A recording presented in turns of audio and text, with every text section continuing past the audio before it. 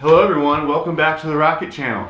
I would like to take a second and thank everyone for watching so far, and it seems that I have pretty good reception from those of you that have watched. So thank you to all the subscribers out there, and if you haven't subscribed, please consider doing so. And we have a cat here. This is Nigel, the Rocket Cat, and he can be needy sometimes, so I'd like to announce when we get to 1,000 subscribers, I'll be doing a giveaway of a Lock Precision rocket kit. I'm not sure which one yet, probably the T-Lock, maybe the 2.6. I think people like that, so I don't know, we'll see. But it'll be a good lock rocket, and yeah, let's get into the video. I have quite a few rockets, and a lot of them, as some people know, are Punishers. I just think the Punisher is one of the best kits. I remember when it came out. So this is the 3-inch Punisher, and it's the original. So there were no Punisher 3, 4, 6, whatever. I want to say maybe 2014. I'm not sure, but it was just the Punisher. And when I saw it, I was like, yeah, that's the rocket for me. That's exactly what I want, because up to that point, there was just a lot of, basically the same rocket with different fins, which this is still pretty much a three fin and a nose cone rocket, but it doesn't have the payload section. So as far as I can remember, this was the first head-in deploy rocket, and it uses a very good fin shape. This, I believe, was the Space Cowboy fin shape. It's optimized for a machined airfoil. These obviously are not machine airfoil, but it is still a nice fin shape that I enjoy. Sort of like a clip delta, but it's got a little bit of an extra thing. You can imagine a nice airfoil line there, and if it were all machined, it would be really nice. Anyway, regardless, I like the fin shape, and it's pretty close to an optimal length of rocket. Lots of our rockets that we fly are much longer than they need to be, which makes it overstable. Overstable is better than being unstable, but it can cause a lot of bad flight characteristics. Specifically, if there's wind, it's more susceptible to weathercocking, and you're putting more stress on your couplers. And yeah, you just don't need it anyway. This one acts. So, what is head-in deploy? Braden over at Rocket Vlogs just did a video on that, so I'm not going to go into too much detail. But when the film mount fiberglass nose cones came on the market that had the coupler that was not part of the actual nose cone, that allowed you to do head-in deploy. So instead of having a payload section, you're actually just putting the parachute into the nose cone. I've had great luck with it. I think a lot of people that don't like it haven't spent the time to figure out what you need to do to make it work reliably. And it helps if you go, like, I have the 1/4-inch Kevlar in the nose cone here, so this is thinner Kevlar for the shock cord. Gives you more room to pack the chute. Don't try to put a fancy parachute in the nose cone. Just use whatever packs nicely. So just a regular top flight parachute, like a 45-inch in this rocket, works pretty well. You can go thin mill or the regular, they both fit pretty well. But something like a Sky Angle or a Rocket Man isn't gonna pack tight enough to fit into most. And it depends on the diameter of the rocket. I have a couple of these other ones that I do fly those type of parachutes in, but particularly the smaller diameter ones, the 2-inch, 3-inch, and some 4-inch ones. It's hard to get all that in there. You want to pack the chute. I know Braden does it a little bit different than I do. He puts the charge into the tip of the nose. I don't find that's necessary. If you pack the chute tight enough and you actually wrap the shroud lines around it, like a lot of people say you shouldn't do, I've had great success with it. Particularly in this scenario, I will pack my chute other ways in other instances, but you want to keep that chute tight in there, because if it's allowed to poof out and fit tightly inside the nose cone, it's not going to want to come out. Also, if you put the parachute if we can get an example here. Oh man, there was a lot of Argonia dirt in here. That's fantastic. We are filming inside in my office because it's like -5 outside right now in Kansas City. And so even with the heater in my garage, it just doesn't keep up. Well, now that there's a bunch of Argonia dirt on my carpet, I guess we'll continue. So this is the recovery setup of my 3-inch Punisher right now. And I do all of them like this, but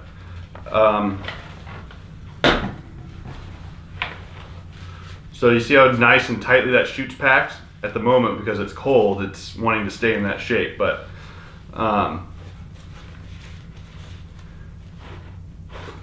chute's packed.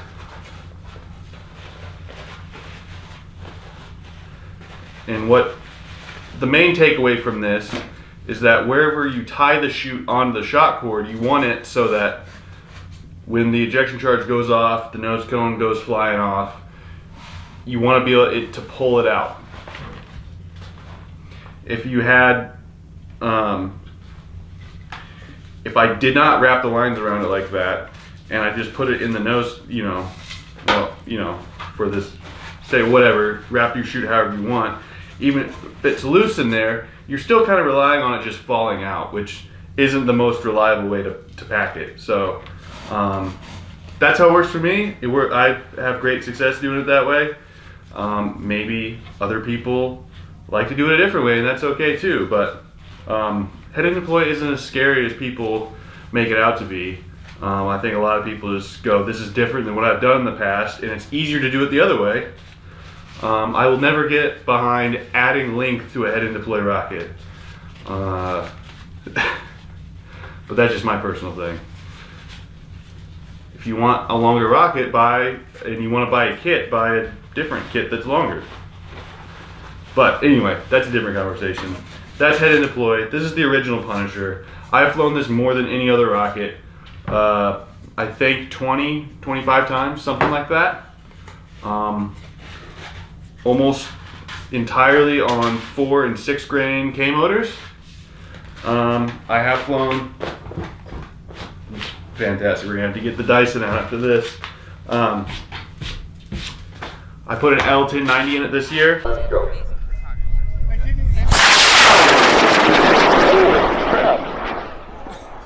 Yep, that's the way you do it. It was an awesome flight. That motor rips. Put a couple K2050s. It loves K375. That 55. This is going to disappear in 5, 4, 3, 2, 1.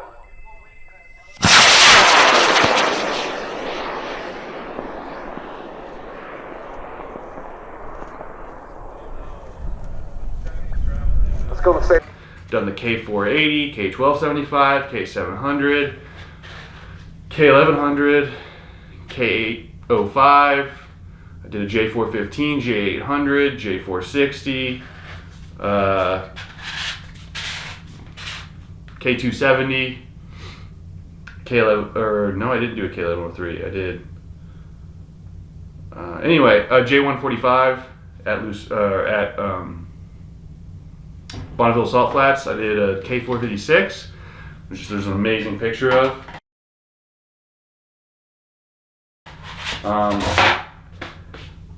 Me and Braden had a conversation. We both kind of came to the same conclusion that the Punisher is the perfect rocket, and I certainly believe that as far as a do everything kind of rocket. What makes it the perfect rocket? It's small, relative for the size, so it's easy to travel with. I flew out to Salt Lake City to go to LDRS in Bonneville, and I got this into a pretty short box, shipped it to Braden, and he brought it out, and I was able to fly it a couple times. And if I ever travel anywhere else, this will be the rocket I take. You can fly it on a variety of motors.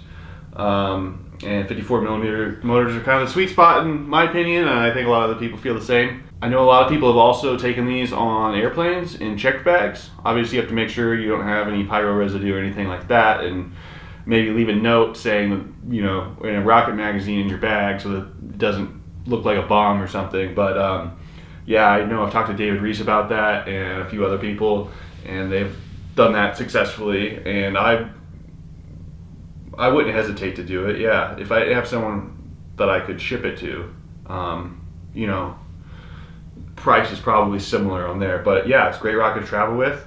You could basically fly any size Punisher on any motor that'll fit in it. Like so this is a 54 mount and a 3-inch rocket. You could easily put a 2 grain, any 2 grain, all the way up to, you know, a 6XL, and it'll fly on any of those motors. It likes a high speed off the rail. So flying something like a J460 or, you know, any White Thunder, Blue Thunder, a motor that has a decent thrust off the pad is gonna suit it better. Otherwise, typically I've seen Punishers kind of wiggle. So I would adapt down and use like a J350 rather than a J275 because it hits a little harder, being a longer motor. Yeah, just the weight distribution just isn't quite right, and it gets a little squirrely off the pad, and it usually straightens out. But yeah, it's not what this rocket does well. I've seen people add nose weight to these. You don't really need nose weight. They will fly marginally stable as long as it's has a decent kick off the pad. And so, particularly my 4-inch Punisher, which you can see needs a little bit of work right now, you know, it'll be sitting on the pad with .6 caliber stability, and it flies straight as an arrow. So yeah, this is the 3-inch Punisher. So yeah, the next Punisher that I've got, when it came out, as soon as I saw that there was a 4-inch Punisher, I said I have to have one of those.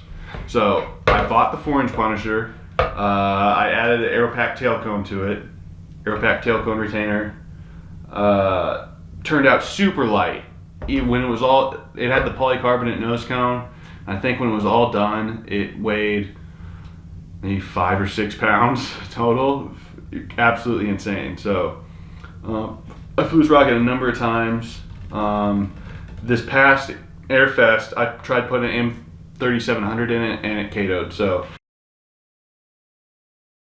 but it actually has very little damage. So the booster's pretty much intact. You can see all this gnarly paint. Well, you can see the decal here. These are all melted. So this is from a previous flight on an M1830. This should scoot. Taylor's rockets rock in 5, 4, 3, 2, 1.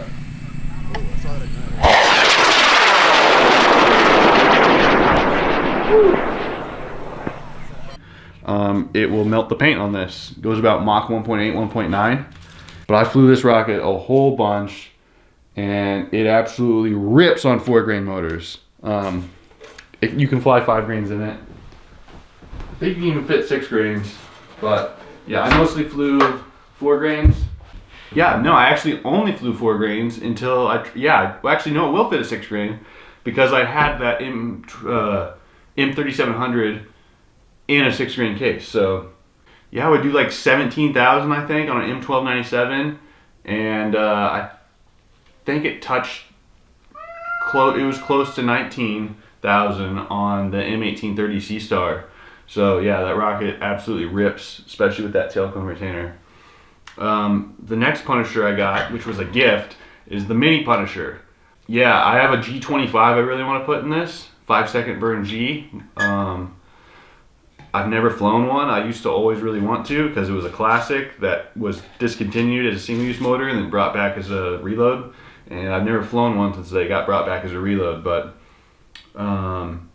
yeah, I've flown this a couple times on F motors in the park, and it goes really, really high.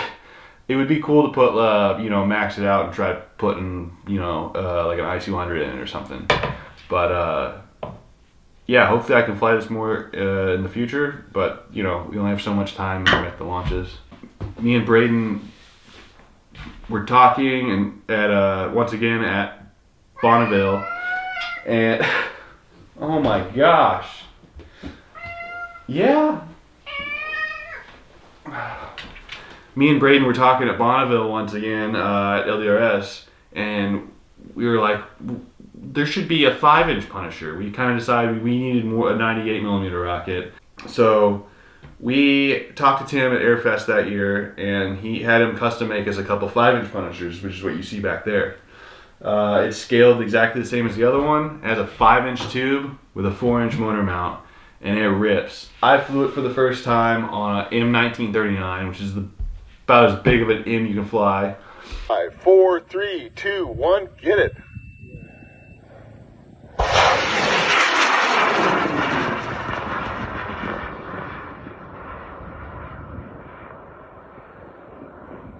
I could watch those motors all day long. And yeah, at some point I'd like to put an N in it. I just flew it for the second time on an L1940, and it still went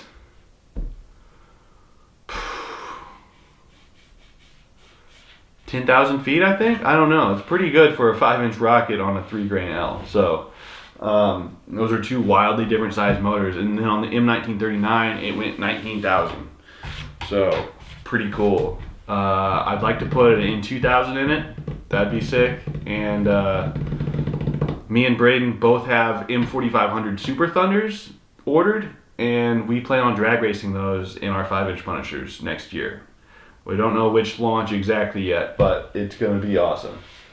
Obviously, we decided we liked the Punisher so much that we were going to build a 12-inch version, and we did that this past summer. We 12-inch diameter, 16 foot tall. It has a single 98 with 675s on the outboards, and we flew it at Airfest.